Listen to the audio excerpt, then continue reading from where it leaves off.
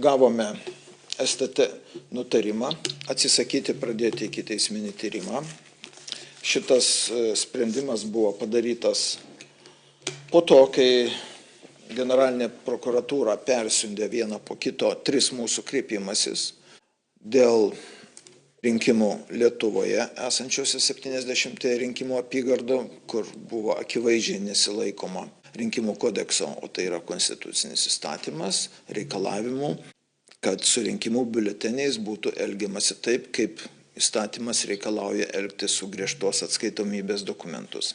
Atskirai kreipėmės dėl Žirmūnų rinkimų apygardos numeris 4, kur apygardos komisija turėjo visas galimybės manipuliuoti pagal prokuratūrai pateiktus įrodymus mūsų, manipuliuoti rinkimų biuleteniais, visų pirma neapskaitomais rinkimų biuleteniais, kurių buvo net iki 50% pagal tuos duomenis, kuriuos mes surinkome.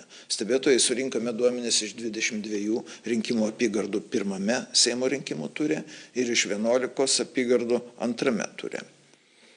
Taigi, šitoj situacijoje mes kreipėmės dar ir dėl pasaulio lietuvių rinkimų apygardos.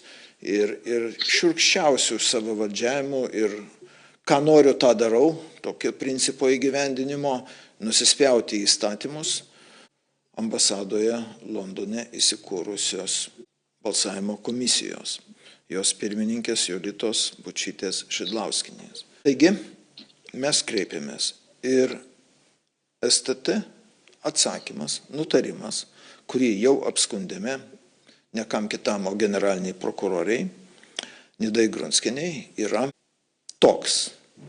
Raktinis žodis, raktinis sakinys, kad aš neapgaudinėčiau jūsų gerbėmieji, kuriuo STT vyriausioji specialistė Jūratė Ragaišienė nutarė atsisakyti pradėti ikiteisminį tyrimą dėl visų mūsų 3 kreipimusi, yra tai, kad ji netaikys rinkimų kodekso reikalavimo elgtis su rinkimų biuleteniais kaip su griežtos atskaitomybės dokumentais. O kodėl? Kas ją atleido nuo šios pareigos nesilaikyti įstatymo? Ne bet kokios pareigūnės, specialiųjų tyrimų tarnybos pareigūnės. Cituoju ją. Balsavimo biuleteniai, jų apskaitos duomenys nėra ir negali būti priskirti finansinės apskaitos dokumentams, nes jie nepagrindžia VRK ūkinių operacijų. Iki šiol, kiek ir su Valentinu Junoku teko bendrauti pirmoju STT direktoriumi, kuris beje buvo dirbęs ir Valstybės saugumo departamento, mano vadovavimo laikais, organizuoto nusikalstamumo tyrimo skyriaus vadovo. Aš atsimenu, Valentinas Junokas kažkada buvom susitikę, klausė, Zigmai sako, kaip taip gali būti? Viskas akivaizdu, bet valdžia sako ne. Tai va dabar mes turim tokią situaciją. Sako, ne, nesilaikysim įstatymo reikalavimų, STT sako. Netraktuosim, kad tai yra griežtos atskaitomybės dokumentai. Noriu priminti, kai buvo elgiamasi su šitais dokumentais. Visų pirma, iki VRK atspausdino 30%, turim rašytinius įrodymus, visą tai pateikta, 30% papildomų rinkimų biuletenių Seimo rinkimam. 30%, kuriuos perdavė apygardų komisijom.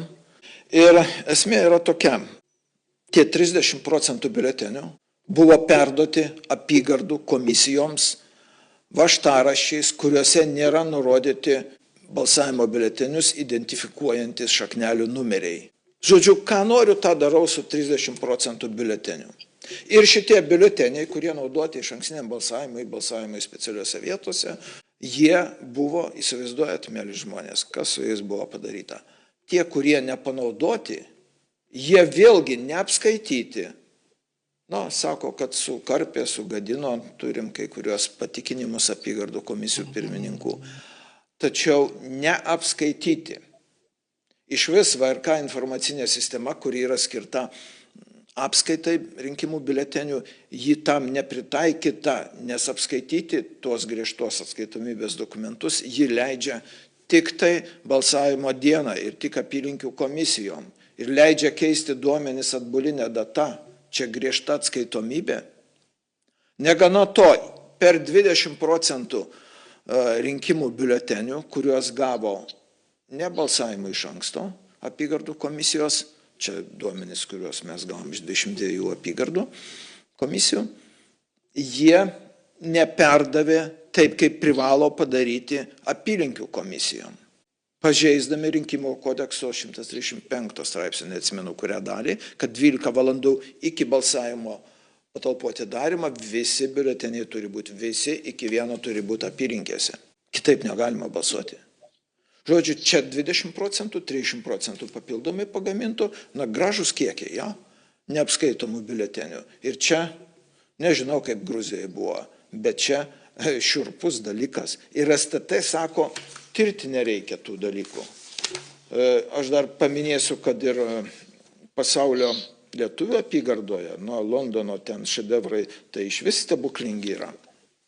Pasaulio lietuvių apygardoje gauta pirmam turui balsavimo 23 000 vienų ir kitų biuletenių, vienmandatės ir daugiamandatės, o man pavyko iš Linos Petroninės, VRK pirmininkės, pasirašytinai gauti kitą priėmimo perdavimo aktą, vaštaraštį, pagal kurį perduota 30 ir 30 000. Ir perdavimo vieta yra Londonas, ambasada mūsų ten. Meluoja VRK, sako, mes neperdavėm dokumentą ant stalo. Kodėl jis į apskaitą neįvestas? Sako, sunaikinot dokumentą ant stalo. Ir visą šitą bardaką, matant, STT kelia rankas ir sako, ne, mes netirsim, čia netaikysim. Mat, VRK ūkinę veiklą, tirkit ir ūkinę veiklą, jeigu norit. Bet mes kreipėmės dėl valdžios išrinkimo, Lietuvos prezidento, Lietuvos Seimo išrinkimo, kreipėmės dėl šiurkščių įstatymo pažeidimų, savivaldžiavimo, piktnaudžiavimo tarnybinės pareigomis, dėl neveikimo rinkimų komisijų, taip kaip reikalauja įstatymas. Ir STT sako, ne nieko.